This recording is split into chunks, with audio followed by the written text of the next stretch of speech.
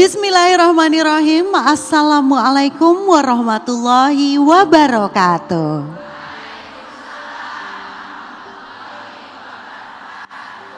Alhamdulillahirrabbilalamin, dalam keadaan sehat kita masih diberikan kesempatan untuk bisa berkumpul di sini di Masjid Agung Bogor bersama para jamaah yang Masya Allah banyaknya. Tentu saja di acara kesayangan kita bersama, kajian hati, tenangkan hatimu. Dan ini kita punya tema yang relate sekali. Cukup indahku kau miliki, tidak perlu yang lain ikut mengagumi. Langsung saja kita akan dengar tausiah dari Hilman. Silakan Bismillahirrahmanirrahim. Assalamualaikum warahmatullahi wabarakatuh.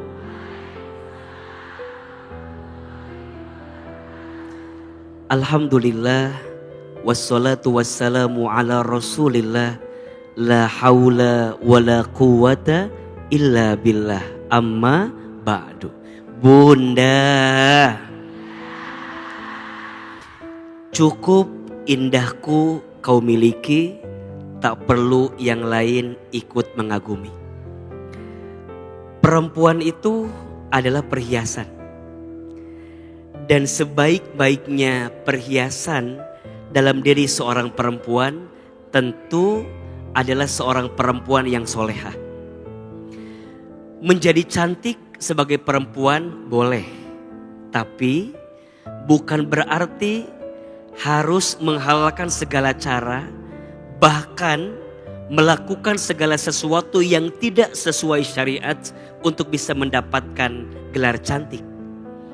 Karena hakikatnya semua perempuan itu cantik. Kadang yang membuat perempuan terasa tidak cantik karena mungkin hatinya dan dirinya yang kadang sering merasa rendah diri dengan apa yang Allah berikan kepadanya.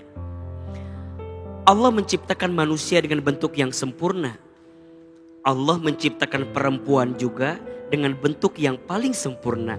Laqad khalaqnal insana fi ahsani taqwim. Sungguh kata Allah, kami telah menciptakan manusia dengan bentuk yang paling sempurna. Maka saat bunda menjadi seorang istri, belajarlah untuk menjadi istri yang baik, termasuk jauhilah sikap tabarruj. Allah Subhanahu wa taala berfirman, a'udzubillahi minasyaitonir rajim, wa qarna fi buyutikunna wala tabarrujna tabarrujal jahiliyah. Dan hendaklah seorang perempuan itu tinggal di rumahnya masing-masing. Dan janganlah engkau bersikap tabarruj sebagaimana orang-orang jahiliyah sebelum kamu sekalian. Apa itu tabarruj? Tabarruj itu artinya berlebihan dalam menampakkan dirinya kepada yang bukan haknya. Bunda, boleh nggak berpenampilan cantik? Boleh. Untuk siapa? Suami siapa? Bunda boleh berpenampilan cantik, tapi ingat, cantiknya bunda untuk siapa? Untuk yang berhak mendapatkannya, untuk yang berhak melihatnya. Bunda hari ini luar biasa, penampilannya cantik, pakaiannya baik, wajahnya dirias dengan baik. Apakah di rumah seperti ini?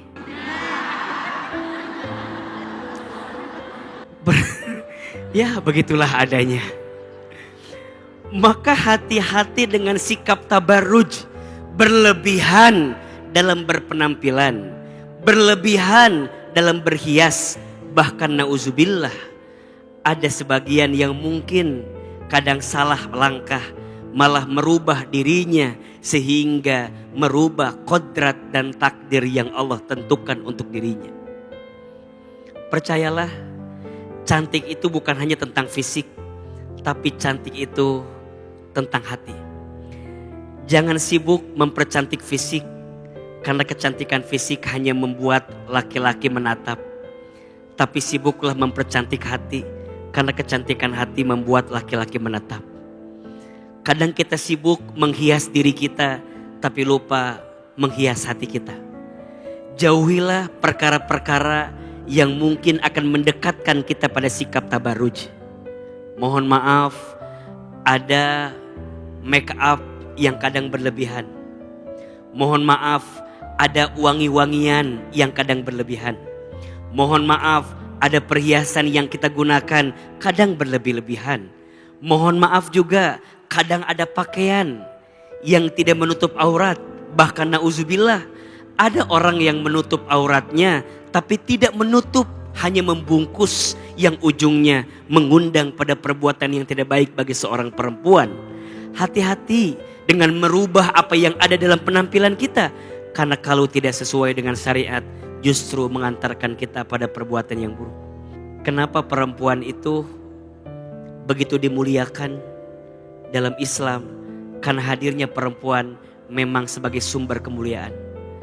Muliakanlah setiap perempuan yang bersama dengan dirimu, maka Allah akan muliakan hidupmu. Saya sering menyampaikan ada 3 perempuan yang harus kita jaga.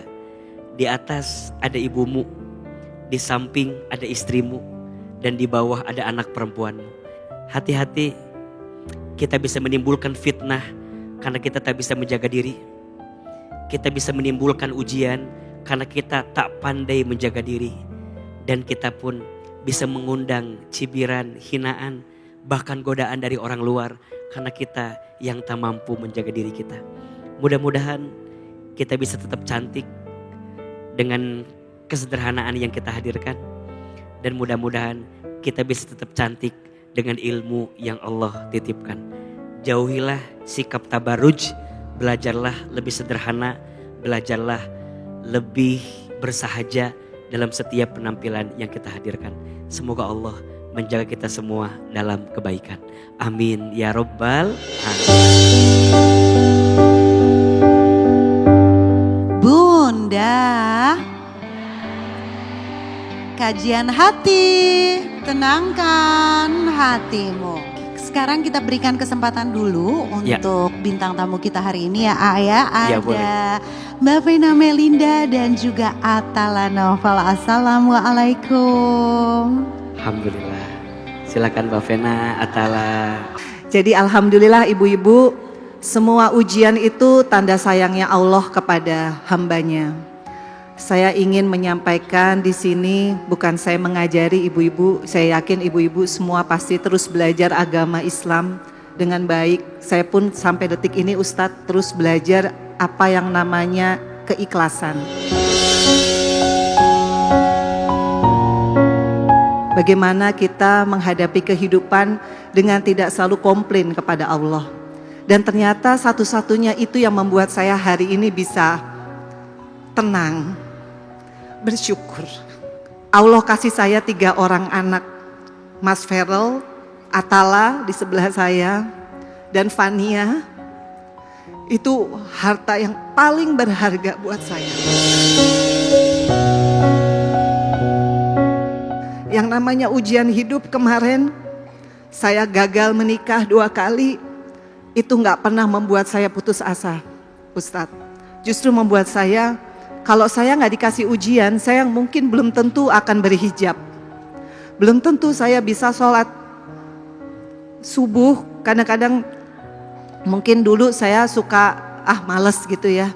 Tapi dengan adanya ujian saya berasa banget kepentingan saya sama Allah tuh besar sekali sekarang. Karena gak mungkin saya bisa melalui semua ini kalau bukan karena pertolongan Allah. Jadi saya ingin mengatakan kepada Pak Ustadz, mungkin saya ingin menanyakan bagaimana menjadi seorang ibu yang solehah di mata anak-anaknya. Saya banyak kekurangan ibu, sebagai istri, sebagai individu. Maka dari itu Allah kasih saya ujian supaya saya bermuhasabah diri. Supaya saya bisa mengevaluasi diri saya. Kalau nggak ujiannya berat-berat banget ibu, pasti kita nggak sadar-sadar. Belum tentu kalau saya nggak dikasih ujian kemarin Pak Ustadz, ada KDRT, ada drama perceraian. Belum tentu sekarang saya bisa menghadapi segala persoalan itu dengan tersenyum. pasti saya akan jatuh sejatuh-jatuhnya, akan fragile, akan ringkih. Tapi justru Allah itu banyak memberikan saya kekuatan dengan lihat anak kamu sekarang. Lihat Mas Feral, anak broken home, tapi dia terus bisa menunjukkan bahwa dia mampu. Diikuti sama Mas Atala sekarang. Dia tetap berusaha mandiri, apalagi banyak kekurangan saya mungkin dengan perkawinan saya yang kedua mungkin membuat mereka harusnya malu. Tapi mereka dua anak laki-laki ini yang selalu menjadi garda terdepan. Alhamdulillah setiap hari hanya bersyukur aja sih Pak Ustadz. Ngelihat Mas Feral, Atala, semuanya gak ada satupun yang menyalahkan saya dengan segala keputusan-keputusan salah saya. Tapi mereka adalah anak-anak baik. Jadi saya di sini ibu-ibu kalau punya anak, kita memang harus kadang-kadang gak boleh terlalu, ini loh mamahmu, mamah tuh gak ada salah. Kadang-kadang kita harus mau mengakui kesalahan kita sebagai seorang ibu. Jadi semakin kita mau merendahkan diri, ya mama salah nak, kita gimana ke depannya. Nah semakin anak akan lebih dekat. Dan itu bukan saya banget dulu Pak Ustadz. Tapi cara Allah menyadarkan saya untuk lebih merendah kepada siapapun adalah dengan peristiwa-peristiwa yang gak enak dalam hidup saya.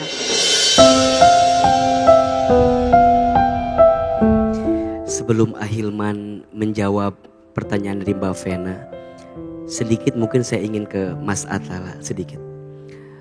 Mas Atala tentu menyaksikan bagaimana beratnya hidup yang Mama Vena lalui. Waktu itu apa yang bisa Mas Atala hadirkan untuk Mama Vena agar bisa tetap kuat dan tegar melewati semua? Sebelumnya emang Mama Vena ini tuh sebenarnya orangnya kesepian ya Pak Ustadz ya.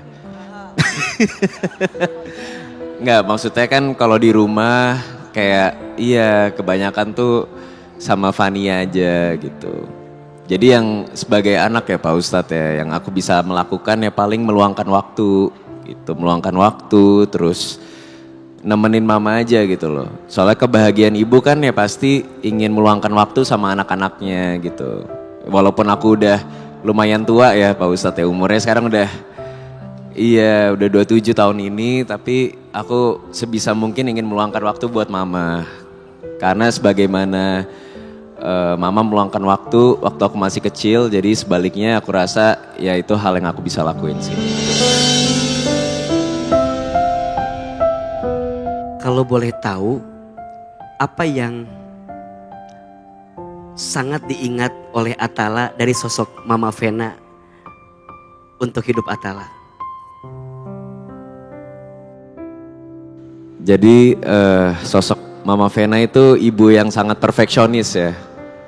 Sangat perfeksionis gitu. Mungkin waktu kecil aku sering banget mengeluh kalau dikasih banyak les ya kan sama mama. Suruh les piano, suruh les matematika, ikro. Tapi itu semua rasa kepedulian Mama Vena aku rasa untuk ngebentuk anak-anaknya menjadi orang yang sukses ke depannya gitu. Dan juga mungkin ini kejadian yang aku gak ingat secara memori, tapi Mama Vena pernah bercerita kalau saat mengandung aku ya Ma, 6 bulan Mama Vena pernah kecelakaan jatuh dari tangga gitu. Dan itu langsung tangan Mama patah karena pengen melindungi perutnya yang saat mengandung aku. Jadi ya itu jasa yang mungkin sampai kapanpun aku gak bisa kasih ke Mama. Makanya aku bersyukur banget sih. Baik, Ustadz izin ya, boleh. ikut bertanya karena saya juga sebagai seorang ibu yang memiliki 3 orang anak juga, punya anak laki-laki 1 yang masih kecil, tapi aku melihat Mbak Vena ini Masya Allah bisa dikatakan sebagai perempuan dan ibu yang berhasil mendidik 2 anak laki-laki ini yang sudah terlihat hasilnya sekarang ya Mbak Vena. Ada nggak di hati kecilnya Mbak Vena sedikit ada ketakutan ketika anak-anaknya nanti mungkin melakukan sesuatu yang tidak seperti yang diharapkan, sehingga amit-amit jangan sampai ya Mbak ya, nanti pernikahannya gagal juga seperti kita. Itu kayak gimana Mbak? Jujur ya ibu-ibu, sekarang pekerjaan saya paling utama adalah berdoa. Minta sama Allah, apa yang menjadi ketakutan aku sebagai ibu, aku minta petunjuk sama Allah. Aku minta Allah yang jaga. Karena kita gak akan sanggup Mesya. Apalagi di usia Mas Feral 30 tahun, Mas Atala 27 tahun, gak akan sanggup kita menjaga anak laki-laki yang udah dewasa. Punya pemikiran sendiri, punya prioritas sendiri. Jadi aku sekarang konsepnya Mesya, jadi ibu pertama gak boleh kepo. Gak boleh cerewet ya ibu-ibu, kayak kenapa Mas Feral, mama kangen banget kamu harus begini. Udah gak bisa begitu. Tapi hanya ya Allah, saya kangen banget. Saya kangen sama Mas Feral. Pertemukan saya ya Allah. Qadarullah besok mama, aku ada waktu. Jadi caranya begitu. Karena aku hanya bisa seperti itu. Karena beda zaman, bener gak ibu-ibu? Kalau zaman saya, ibu saya masih bilang, Vena datang sekarang jam segini mama gak mau tahu. Tapi zaman sekarang gak bisa begitu, bener gak ibu-ibu? Kita harus mengerti selayaknya kita temennya dia. Tapi itu benar, zaman saya kolonial sama Mas Feral sama ini, yang ada marah sih enggak bu, kabur, enggak ada orang ya. Tato hilang aja, jadi enggak efektif Mesya. Jadi yang saya lakukan, saya udah cukup membesarkan mereka, yang golden moment itu kan 0 sampai 12 tahun. Untung waktu saya bercerai yang pertama, alhamdulillah Mas Feral 16 tahun, Mas Atala 13 tahun, itu pun saya pernah ada momentum, kehilangan momentum sama mereka. Tapi itu pun saya tidak mempersalahkan siapapun. Saya hanya bermuhasabah diri, karena saya terlalu memuliakan makhluk. Mbak Vena, tapi sudah siap kalau Mas Feral dan Mas Atala menuju jenjang pernikahan? Sudah ada jodohnya belum sih mereka sebenarnya kalau boleh tahu dari mamanya? Atau kriterianya Iya. Mbak Vena sebagai calon ibu mertua, biar Atala dengar secara langsung. Jadi alhamdulillah Ustadz, Mesya dan ibu-ibu, doa aku sekali lagi termasuk meminta jodoh yang terbaik buat Mas Feral dulu. Bener ya? Karena yang usianya udah lebih pantas, 30 tahun, pekerjaannya alhamdulillah udah ada, rumah udah ada. Jadi aku doa ya Allah kasih anakku yang laki-laki ini jodoh yang soleha. Yang benar-benar membuat Mas Feral, Mas Atala hijrah di jalan Allah. Istiqomah di jalan Allah. Yang membuat Feral jauh lebih dekat dengan hambamu ini, dengan ibunya. Nah itu yang Allah akan atur, siapa orangnya, dari latar belakang apa. Yang penting kita menjadi keluarga yang lebih solid. Karena saya pernah merasakan ibu jauh dari anak itu, ya Allah bu. Luar biasa. Nah, mungkin kalau masalah jodoh mungkin ada di sini bisa nggak Pak Ustadz? Aku nemuin jodoh aku di sini. Oh bisa dong. Mungkin ya. Nggak, bercanda. Kalau soal kejenjang pernikahan nih Pak Ustadz, aku tuh nggak mau ngelangkahin kakakku gitu. Jadi kalau bisa kakakku duluan, terus baru aku menyusul gitu. Kalau bisa di hari yang sama juga lebih baik Pak Ustadz. Jujur aku udah ada ini pasangan sih Pak Ustadz. Tapi aku juga pengen nanya nih ke Pak Ustadz ya kan. Aku mau tanya balik boleh gak nih? Ya kan aku kan pacaran ya Pak Ustadz ya. Boleh gak sih Pak Ustadz kayak kita pacaran lama-lama gitu sebenarnya. Apakah apa ya maksudnya walaupun kita pacarannya ada batasan tapi masih ada dosa yang tanpa kita sadarin gak sih Pak Ustadz? Ini seputar pertanyaan aku aja sih kayak gitu. Baik. Masya Allah, mungkin terakhir sebelum Ustadz jawab pertanyaan dua ini.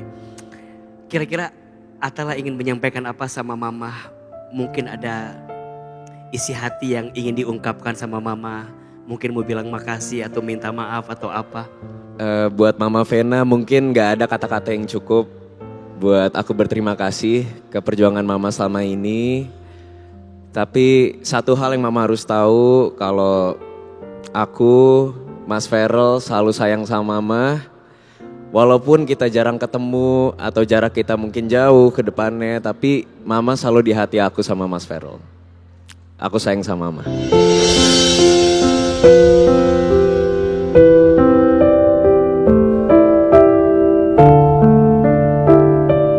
Orangnya udah di sini, mungkin ke Mas Feral kali ya. Yang mungkin agak jarang ketemu, ya namanya juga mama-mama, bener nggak? Kadang yang nggak bisa ditahan tuh kangen gitu. Ya buat Mas Feral, anak mama yang nomor 1, yang paling mama banggain selain Mas Atala dan Fania. Pesan mama cuma 1, nak. Allah kasih kamu banyak banget kemudahan. Jadilah anggota DPR RI yang amanah dan fatonah. Pencapaian terakhir adalah bukan kekayaan, bukan jabatan. Pencapaian terakhir adalah masuk surganya Allah. Melalui pekerjaan DPR RI, Mama mengharapkan Mas Feral bisa banyak sekali menolong orang di luar sana. Lebih memuliakan orang tuamu. Dan Mama yakin nanti Feral ketemu jodoh yang benar-benar membuat Feral bahagia lahir batin dunia dan akhirat. Amin ya robbal alamin. I love you Mas Feral.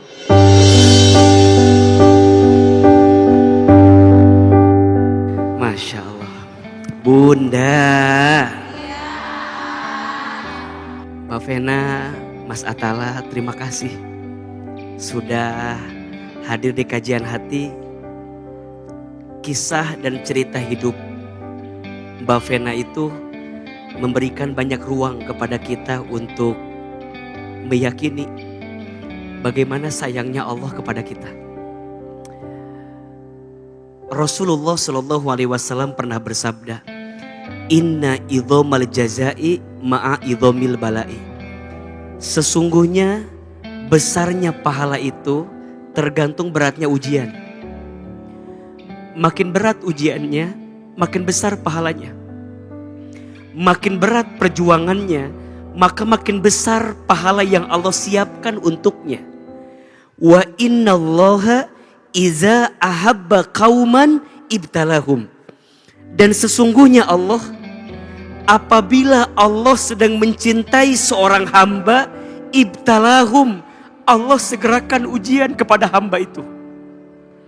Faman rodiya falahur ridho, waman sahito falahus suhtu. Siapa yang ridho, maka Allah ridho kepadanya.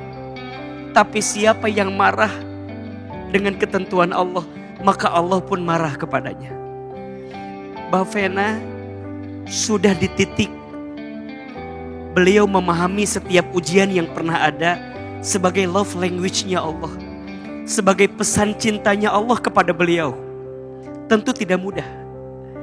Dan jika hari ini Allah hadirkan suksesnya secara dunia pada putra putri beliau, itu adalah bukti jawaban dari rasa sakit yang pernah Mbak Vena rasakan.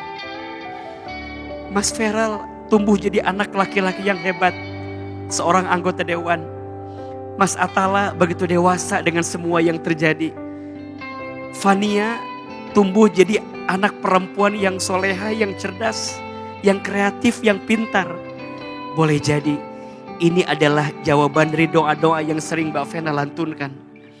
Maka mohon maaf ya, untuk siapapun yang pernah tersakiti, untuk siapapun yang pernah terzolimi, ingat, doa yang diijabah itu salah satunya adalah doa yang pernah tersakiti.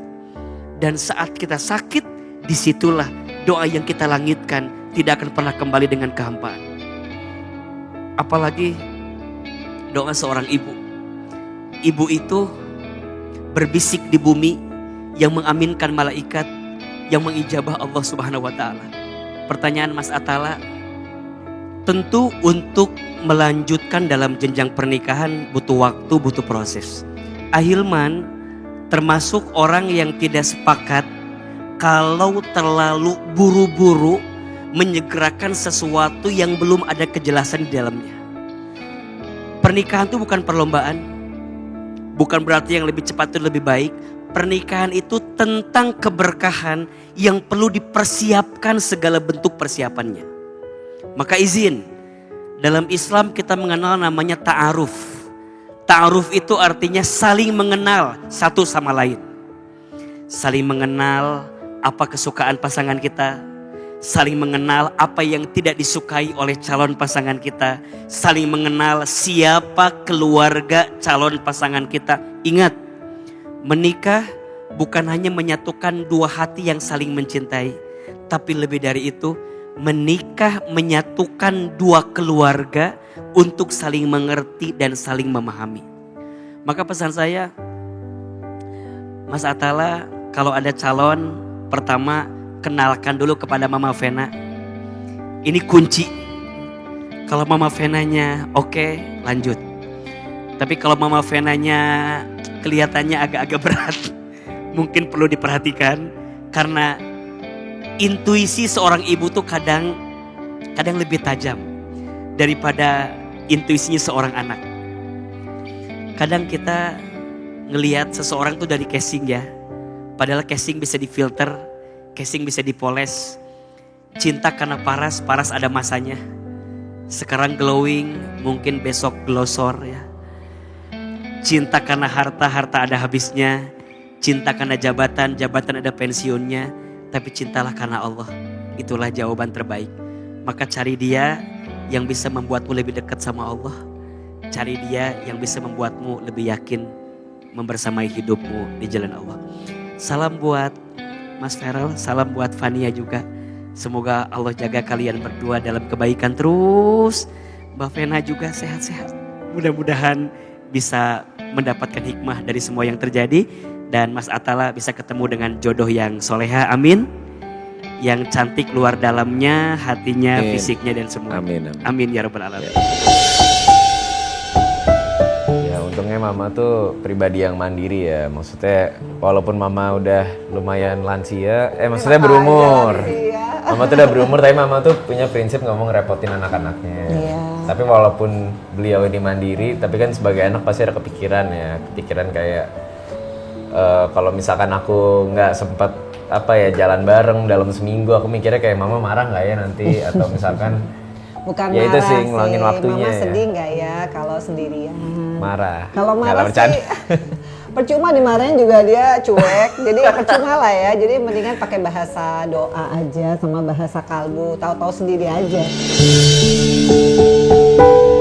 Hidup itu kan memang seperti roda yang berputar. Artinya aku sudah alhamdulillah merasa puas ya sebagai ibu. Karena dari kecil mereka aku susuin, aku urusin, aku anterin sekolah. Sampai aku selalu setiap kali ganti profesi ya 10 tahun sekali. Karena lebih baik sama anak ketimbang kita menjadi ibu yang obses dengan karir. Jadi aku adalah ibu yang sangat, pokoknya anak itu jangan sampai gak keurus. Jadi perfeksionis lah. Kalau aku seneng banget acara kajian hati karena sebetulnya di acara ini ya Ustadz Hilman juga sama host-hostnya ya itu benar-benar sebetulnya membuat ini bunda-bunda yang punya keresahan hati bisa punya jalurnya gitu. Jadi tapi benar ya katanya Ustadz kita harus curhat sama orang yang tepat.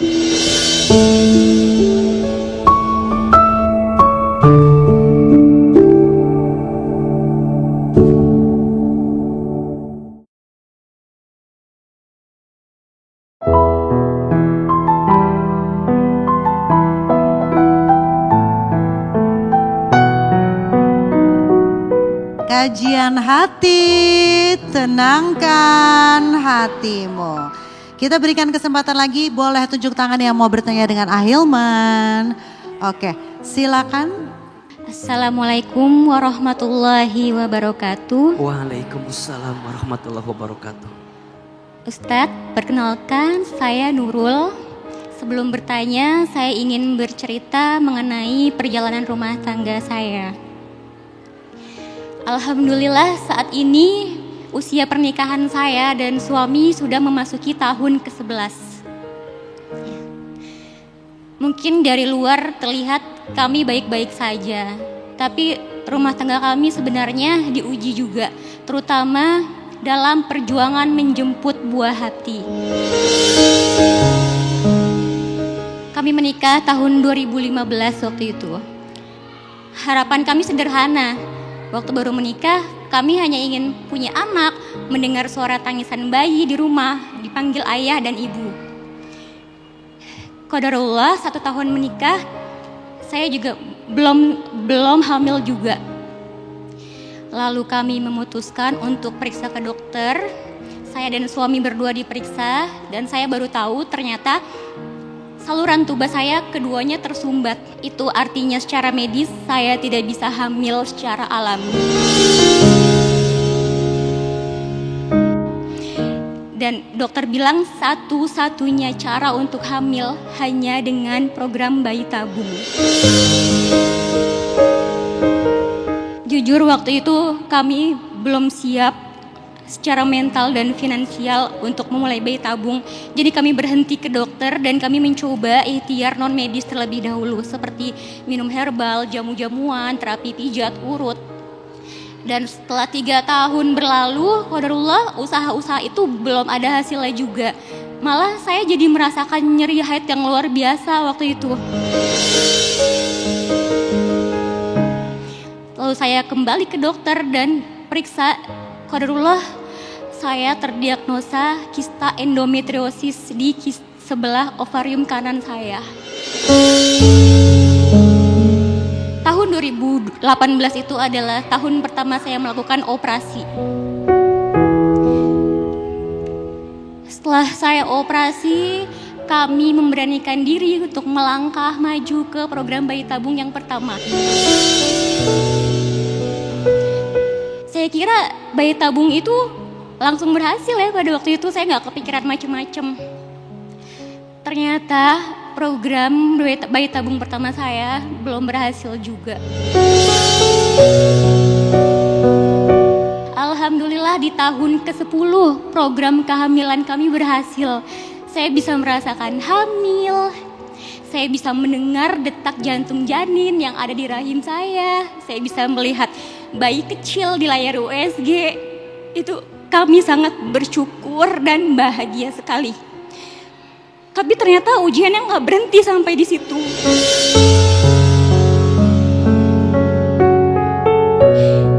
Saat saya jadwal kontrol berikutnya, dokter bilang detak jantung janin saya berhenti.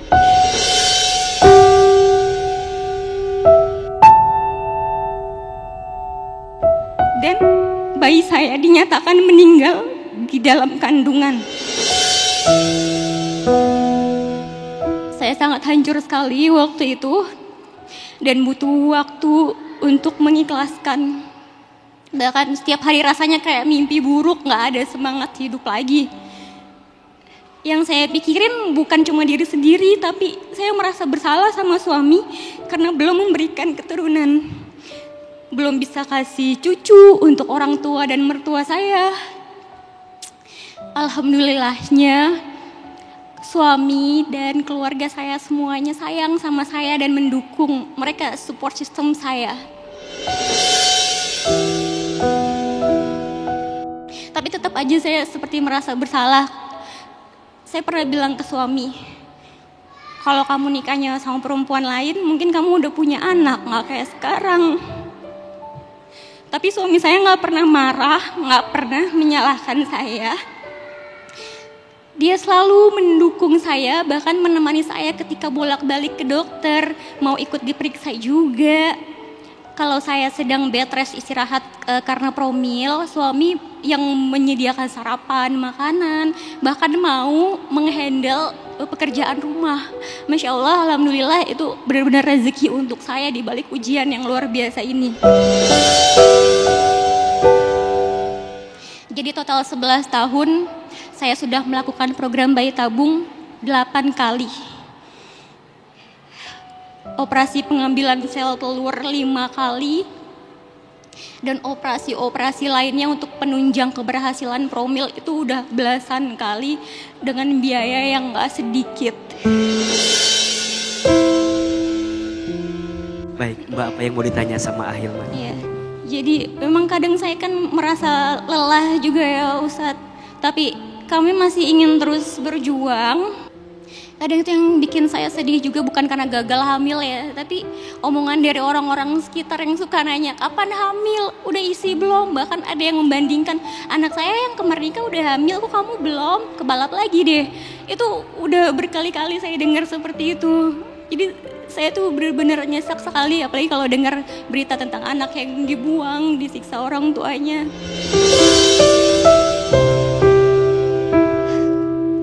Jadi sebagai manusia ya, walaupun saya masih ingin terus berjuang, saya juga tetap masih ada overthinking, kepikiran, kekhawatiran akan masa depan, seperti menanyakan apakah saya nanti bisa punya anak, bagaimana nanti masa tua saya dengan suami kalau tanpa anak. Jadi yang mau saya tanyakan Ustadz, bagaimana caranya untuk mengurangi overthinking yang saya rasakan.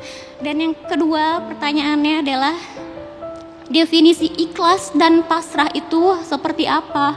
Karena ada yang bilang ke saya, udahlah pasrahin aja, udahlah ikhlasin aja, kalau dikejar nanti malah nggak hamil-hamil. Padahal di kondisi kesehatan yang seperti saya, sudah tidak ada saluran tuba, saya tidak bisa hamil alami, saya membutuhkan pertolongan dokter untuk program kehamilan saya. Jadi apakah saya salah jika saya berjuang terus sampai di titik saya tidak mampu lagi untuk berjuang?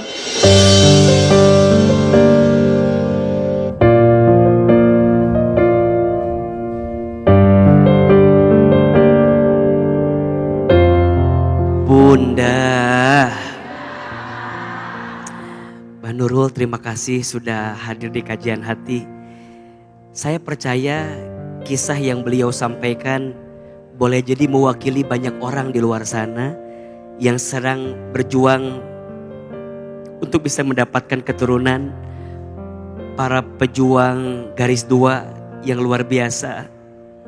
Satu hal yang pasti, anak itu titipan dari Allah. Anak itu amanah dari Allah. Dan anak itu anugerah dari Allah. Maka teruslah berdoa kepada Allah agar kemudian Allah pantaskan kita untuk diberikan amanah hadirnya keturunan dalam rumah tangga kita. Dan jangan pernah memahami kebahagiaan rumah tangga itu hanya sebatas dengan hadirnya anak, bukan. Kebahagiaan rumah tangga itu ada saat apapun yang menimpa di keluarga kita, menjadikan kita makin dekat dengan Allah Subhanahu wa Ta'ala. Maka Mbak dan suami, kalian boleh diuji dengan ujian seberat apapun, asal satu, Allah tidak pernah pergi di hatimu. Allah tidak pernah hilang di hatimu. Dan teruslah berharap kepada Allah, karena berharap kepada manusia banyak kecewanya. Berharap pada usaha kita juga mungkin ada gagalnya. Pada akhirnya berharap terbaik hanya kepada Allah. Hasbunallah wa ni'mal wakil, ni'mal maula wa ni'man nasir. Bagi Allah sesuatu yang tidak mungkin menurut kita, tapi kalau Allah mau bisa jadi. Berat menurut kita, tapi kalau Allah mau ringan. Innama amruhu idza arada syai'an ayyaqula lahu kun fayakun. Maka jangan pernah berhenti berharap kepada Allah.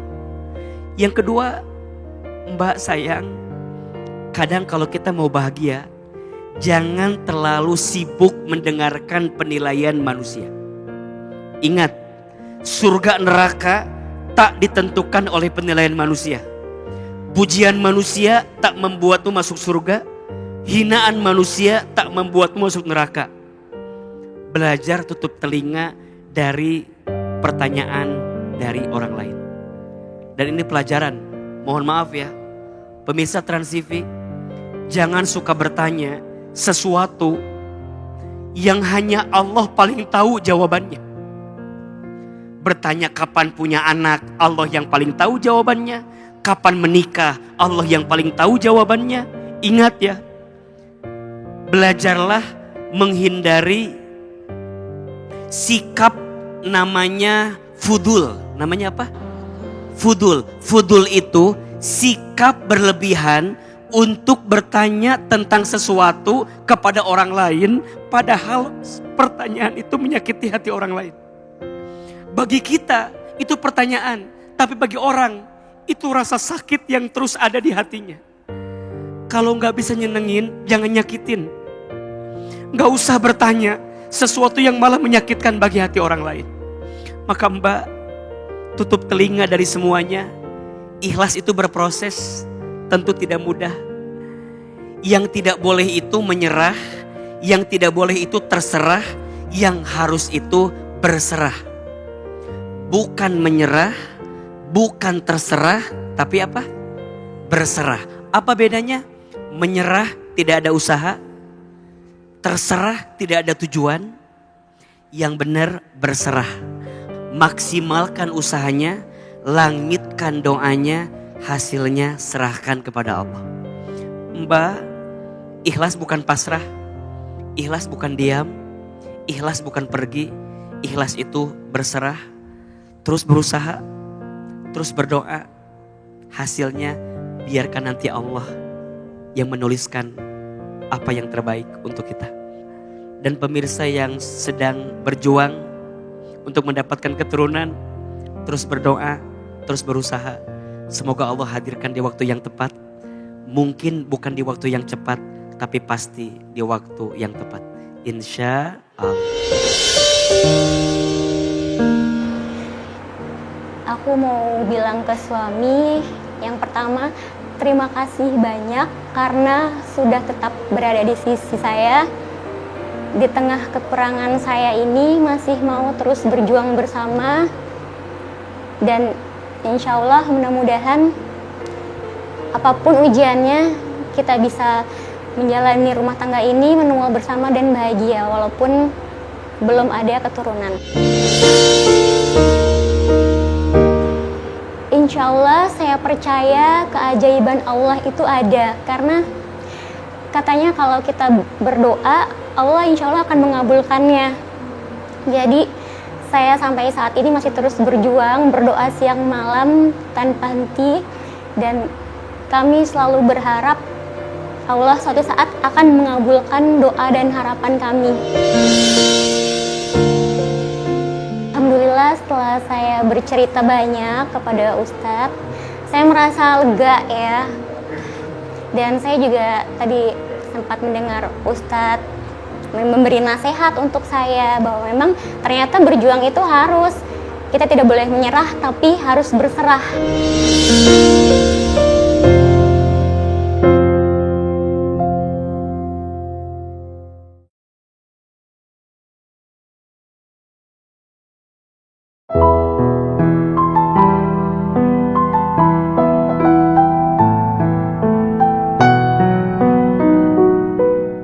Bunda,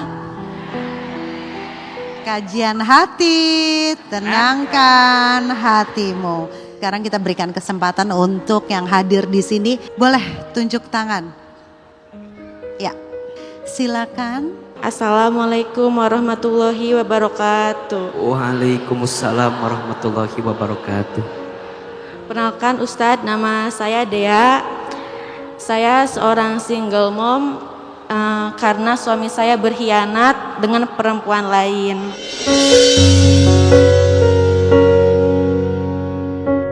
Sebelum saya bertanya, saya mau menceritakan tentang apa yang permasalahan ini.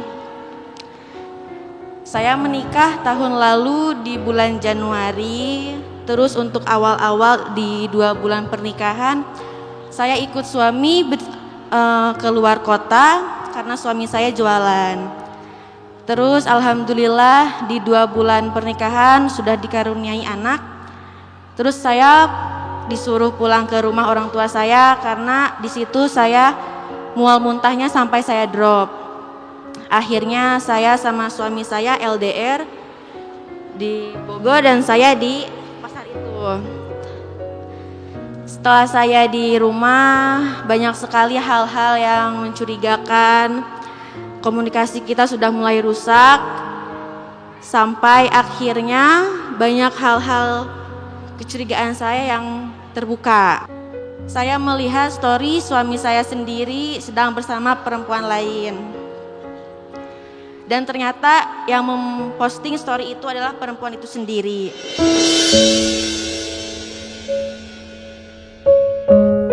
Saya lahiran gak ditemenin sama suami saya, gak ada support, gak ada rasa minta maaf dan rasa terima kasih sedikit pun. Setelah saya lahiran, sehari atau 2 hari, suami saya izin ke saya untuk berjualan ke pasar dan nyatanya dia liburan sama perempuan itu selama 10 hari tanpa nafkah, tanpa kabar.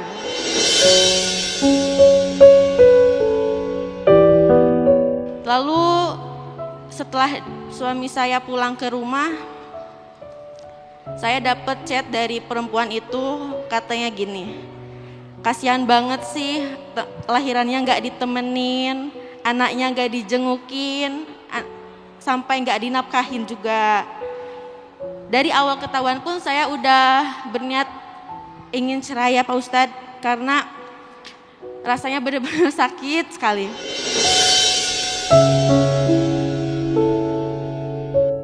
Setelah sekali dia chat di TikTok, dia terus-terusan ganggu saya. Dia sampai berani video call suami saya pada saat saya di rumah, sampai bilang kayak gini, kan aku bilang ya Pak Ustadz ke dia, kenapa ganggu suami saya? Kata dia gini, kenapa emang orang itu laki lu juga, orang laki lu kecintaan kan ke gua, katanya.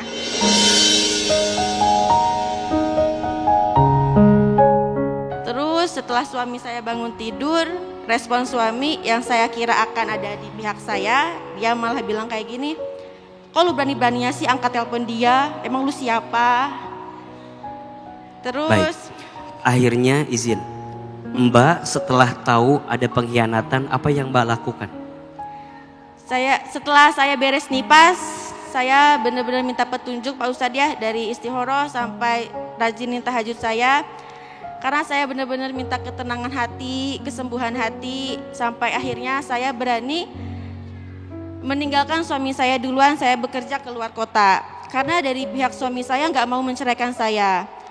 Karena dari lahiran sampai terakhir tuh 20 Mei dia masih berhubungan dengan perempuan itu. Dan saya memberanikan diri setelah saya merasakan kesembuhan, saya beranikan viralkan itu di TikTok. Oke, Mbak akhirnya memviralkan hubungan mereka di sosial media. Oke, pertanyaan Mbak apa? Pertanyaannya, bagaimana hukumnya seorang istri yang memviralkan atau mengeluarkan aib rumah tangganya sendiri? Tapi maaf Pak Ustadz, untuk sekarang alhamdulillahnya di 21 Mei kemarin saya sudah diceraikan.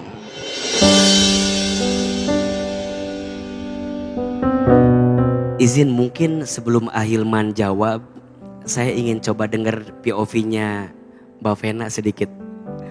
Mbak Vena kalau melihat kasus seperti yang ditanyakan, bagaimana tanggapan Mbak Vena? Akhirnya mungkin beliau nggak sabar, akhirnya speak up dan share di sosial media tentang pengkhianatan itu. Kalau Mbak Vena gimana melihatnya? Kalau saya waktu itu memviralkan sesuatu yang menurut saya membahayakan hidup saya, KDRT. Kalau saya tidak viralkan, pasti saya dibalikan fakta. Dan itu buat saya, insya Allah itu menjadi kebenaran ya Mbak. Tapi setiap orang pasti punya ukuran. Saya tidak bisa menyalahkan Mbak dengan apa yang Mbak lakukan. Namanya juga kita perempuan, pasti kita punya rasa sakit hati yang mendalam. Tapi kalau untuk Mbak, saran saya, kita sama-sama perempuan, Mbak benar-benar pertama harus minta sama Allah. Saya juga jujur Pak Ustadz, bahasa Arab saya nggak terlalu bagus, tapi Allah maha mengerti doa-doa kita. Minta aja sama Allah apa aja, sedetil apapun dan continue. Habis sholat Mbak. Tuh, makasih Mbak, kuat ya.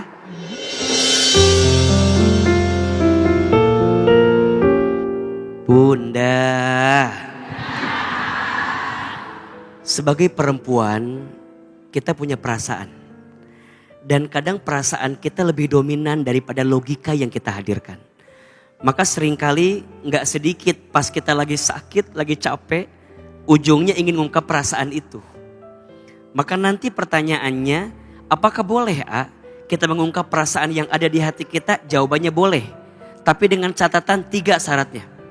1, untuk menemukan kebenaran. 2, untuk mendapatkan keadilan. 3, untuk memperoleh jawaban.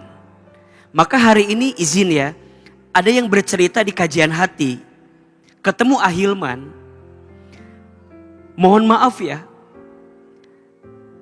kami siapkan ruangnya untuk bicara, bukan untuk mempermalukan siapapun, tapi 3 alasannya. 1, untuk menunjukkan kebenaran, makanya ketemu dengan gurunya, dikasih nasihatnya, ini yang benar, ini yang salah, ini yang boleh, ini yang gak boleh. Daripada kita bercerita gak jelas, betul?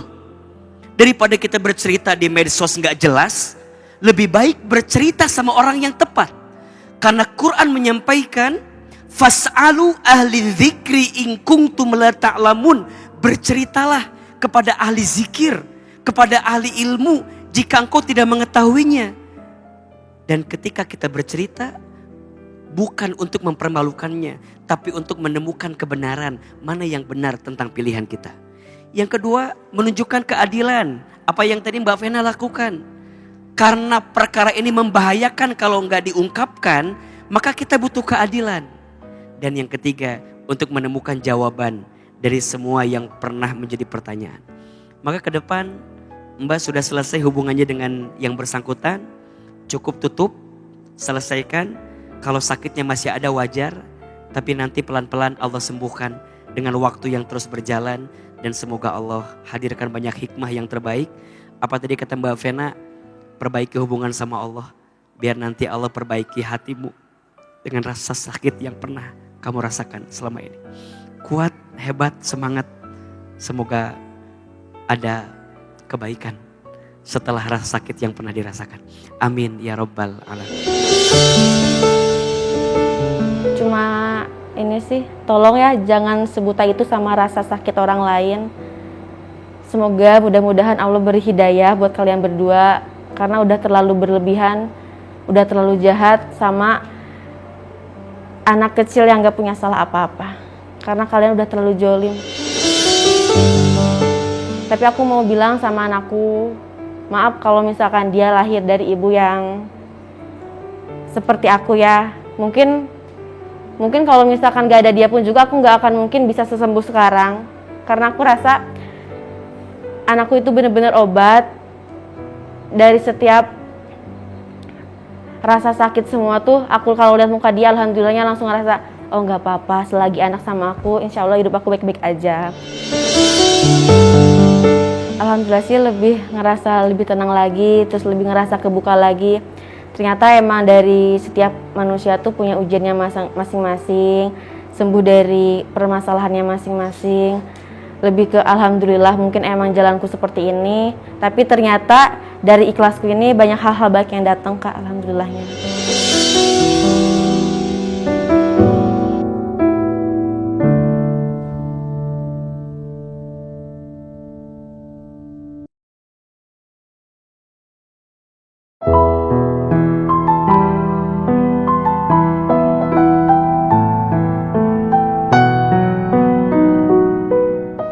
Kajian hati, tenangkan hatimu. Siapa lagi yang mau ditenangkan? Boleh tunjuk tangan ya? Iya, silakan. Assalamualaikum warahmatullahi wabarakatuh. Waalaikumsalam warahmatullahi wabarakatuh.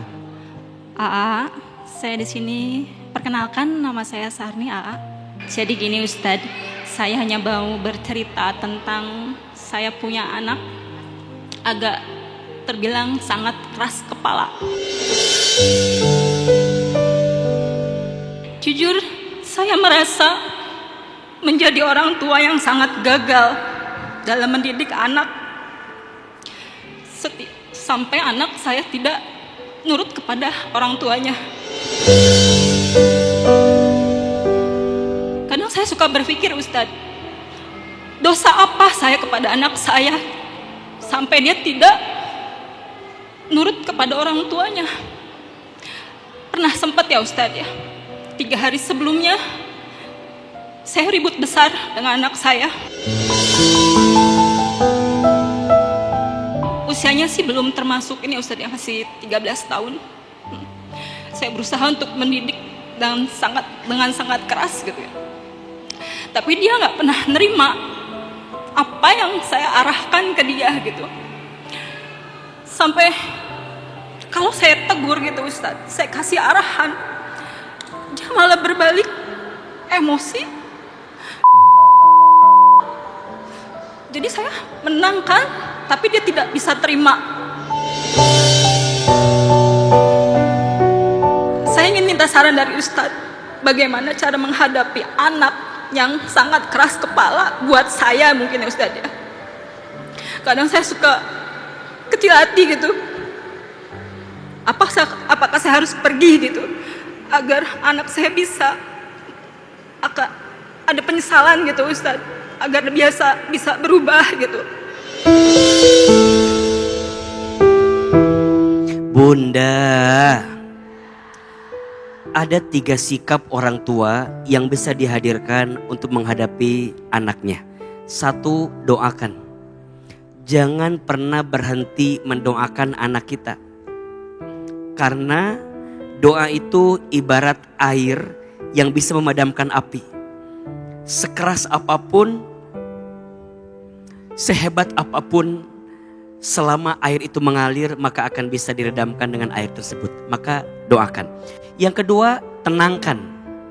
Pertama, gimana anak kita bisa tenang kalau ibunya nggak tenang? Maka tenangkan hati ibu dulu. Sebelum ibu sibuk menenangkan anak dulu. Maka saat mau bertemu sama anak, minta sama Allah, bimbing lisan ibu agar bisa kuat melewati pembicaraan sama anak. Di antara doanya boleh dibaca, Rabbis shrahli sodri wa yassirli amri wahlul 'uqdatam min lisani yafqahu qauli. Tenangkan hati ibu agar ibu bisa lebih tenang menghadapi anak ibu. Yang ketiga, kuatkan. 1, kuatkan hati ibu dengan ilmu. Dan yang kedua, jika lisan ibu tumpul untuk didengar sama anak ibu, kadang kita boleh pinjam lisan orang lain untuk menasehati anak ibu. Karena biasanya kan kalau sama yang kenal, sama yang deket, kadang-kadang gak mempan kalau kita bicara. Maka kita pinjam lisan orang lain untuk bicara sama anak ibu. Sama gurunya kah? Sama temennya kah? Sama sahabatnya kah? Itu adalah cara terbaik. Dan terakhir, sedekah. Lembutkan hati anak-anak kita dengan sedekah. Kalau ibu punya cita-cita anak-anak pengen soleh, berhasil, coba sedekahin. Niatin buat anak agar nanti doa-doa kita lebih dikabulkan oleh Allah Subhanahu wa taala. Semoga ibu kuat dan semangat melewati semua. Amin ya rabbal alamin.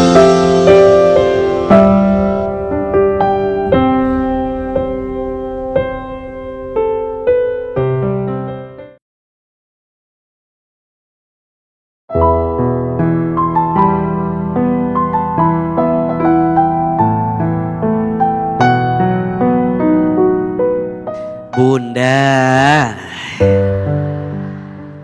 belajarlah memperbaiki diri, belajarlah menghias hati dengan setiap amal soleh yang kita hadirkan. Menjadi perempuan harus terjaga, menjadi perempuan harus mulia. Jangan menghadirkan sikap tabaruj, sikap berlebihan dalam berpenampilan, sikap berlebihan dalam berhias diri, sehingga menimbulkan fitnah dan menimbulkan godaan ujian untuk kita semua. Semoga setiap perempuan Allah bimbing dalam kebaikan dan kita bisa menampilkan penampilan yang lebih bersahaja dan tetap menampilkan penampilan yang terbaik dalam hidupnya. Amin ya rabbal alamin. Ya Allah, berkahilah rumah tangga kami. Ya Allah, berkahilah keluarga kami. Ya Allah, berkahilah anak-anak cucu keturunan kami. Jadikan semua anak kami soleh dan soleha. Jadikan semua anak-anak kami soleh dan soleha. Dekatkan kami dengan kebaikan. Jauhkan kami dari keburukan. Bahagiakan kami di dunia. Bahagiakan kami di akhirat. Masukkan kami ke dalam surgamu dan jauhkan kami dari siksa api neraka-Mu.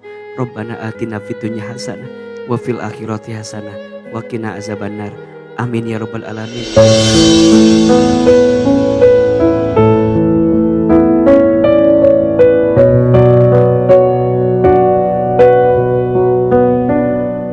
Dan hendaklah kamu tetap di rumahmu dan janganlah berhias serta bertingkah laku seperti orang-orang jahiliyah dahulu.